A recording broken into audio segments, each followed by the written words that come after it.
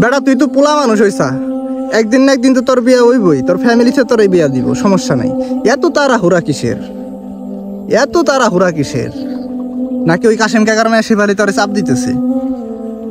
আর আমার বন্ধু বান্ধব দেখছি ভাই, যারা ওরা প্রেম করে বুঝছেন, প্রেম করার পরে মানে ওই কারণে যে মেয়েটার লগে প্রেম করে, ওই মেয়েটার ফ্যামিলিতে যখন মেয়েটার বিয়া টিয়া দিবার চায়, চাপটা বাসে, মেয়ে কয় যে জান বাবু সোনা তুমি তো আমার আড়াইতে চলতে চাও।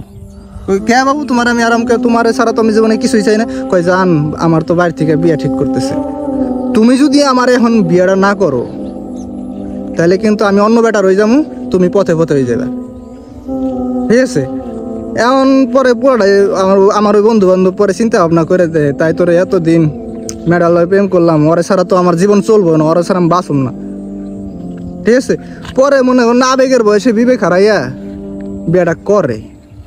বিয়ে করার পরে আমার বন্ধু এখন পথে পথে, বিয়ে কইরা পথে পথে, মানে না পারতেছে কাউরে কইতে, না পারতেছে জীবনে সইতে, না ও এখন ফ্যামিলিতে ভালো, না পারতেছে ওই যে ওর তো। আরে ভাই প্রেম কইরা কেউ ইস্টাবলিশ হয়ে বিয়ে করা পারে না।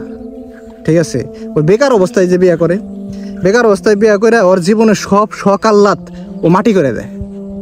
ঠিক আছে, এটা মেয়ের জন্যে, এটা মেয়ের জন্যে ওর জীবনের সব আনন্দ বিসর্জন। এখন ওই চিন্তা ভাবনা করে ভাই জীবনে কি ভুলটা করছি রে ভাই, এই যে বিয়াটা কইরা। ও আমারে কয় যে ভাই জীবনে কি ভুলটা করছে এই বিয়াটা কইরা। ভাই আমার জীবনে আমি ঠিক আছে এই পর্যন্ত কোনো একটা পোলারে দেখি নাই যে ও প্রেম করে বিয়া করে সুখে আছে, আমি দেখি নাই ভাই এখন পর্যন্ত।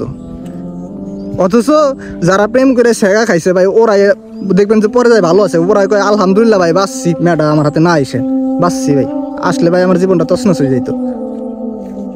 এই সে ভাই আসল বাস্তবতা। এখন আমার বন্ধু কাশেম কাকার মেয়ে শেফালিরে বিয়ে করে পুরাই পথে পথে।